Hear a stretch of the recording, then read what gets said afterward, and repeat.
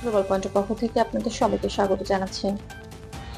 ইরানের সঙ্গে যুক্তরাষ্ট্রের সম্পর্ক বর্তমানে একটি সংবেদনশীল পর্যায়ে রয়েছে। মার্কিন প্রেসিডেন্ট ডোনাল্ড ট্রাম্প ইরানের সঙ্গে সরাসরি আলোচনার সম্ভাবনা নাকচ করেছেন। এই পদক্ষেপ আঞ্চলিক স্থিতিশীলতা এবং আন্তর্জাতিক সম্পর্কের উপর সরাসরি প্রভাব ফেলতে পারে।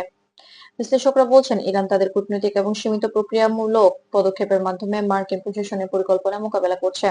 মধ্যপ্রাচ্যের দেশগুলোতে এই পরিস্থিতির সরাসরি প্রভাব ফেলছে, বিশেষ করে অর্থনীতি, নিরাপত্তা এবং যাতায়াতের ক্ষেত্রে। যদি পরিস্থিতি দীর্ঘস্থায়ী হয়, মার্কিন অর্থনীতিতে চাপ বাড়বে এবং ট্রাম্প প্রশাসনের উপর বাড়বে জনমনের চাপ। আন্তর্জাতিক তেল বাণিজ্য এবং আঞ্চলিক বাজারের উপরও এই প্রক্রিয়া করতে পারে। ক্ষতিগ্রস্ত দেশগুলো আন্তর্জাতিকভাবে চাপ প্রয়োগ করতে পারে যাতে পরিস্থিতি দ্রুত নিয়ন্ত্রণে আনা যায়। মধ্যপ্রাচ্যের বিভিন্ন আন্তর্জাতিক ফ্লাইট সীমিত বা বাতিল হয়েছে, যার ফলে প্রবাসী নাগরিক, ব্যবসায়ী ও পর্যটকরা চ্যালেঞ্জের মুখোমুখি হয়েছেন। বিশেষ করে ঈদের সময় যাতায়াত সীমিত হওয়ায় পারিবারিক মিলনে বিলম্ব ঘটছে। এছাড়া মধ্যপ্রাচ্যের নাগরিকরা সতর্কভাবে চলাচল করছেন এবং স্থানীয় প্রশাসনের নির্দেশনা মেনে চলছেন। বিশেষজ্ঞরা বললেন, রাজনৈতিক, অর্থনৈতিক চাপ এবং নিরাপদ ব্যবস্থার মধ্যে ভারসাম্য বজায় রাখা এখন সবচেয়ে বড় চ্যালেঞ্জ।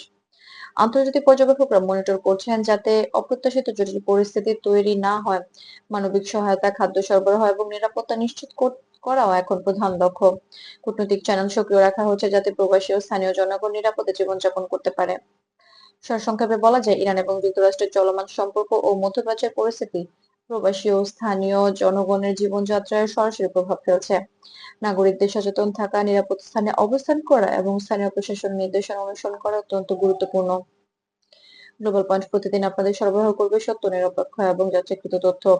মধ্যপ্রাচ্যের বর্তমান পরিস্থিতি প্রভাবিত অঞ্চলের নাগরিকদের নিরাপত্তা এবং আন্তর্জাতিক কূটনীতি সম্পর্কে সর্বশেষ আপডেট পেতে আমাদের চ্যানেলটি সাবস্ক্রাইব করুন।